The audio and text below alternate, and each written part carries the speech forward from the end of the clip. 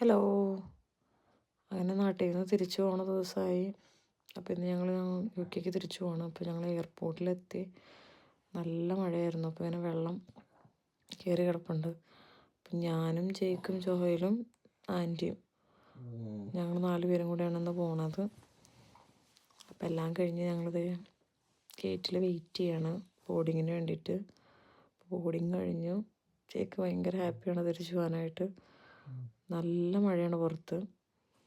അപ്പോൾ അതാണ് റൺവേ കാണുന്നത്. ഇപ്പോൾ ദേ ടേക്ക് ഓഫ് ചെയ്തു.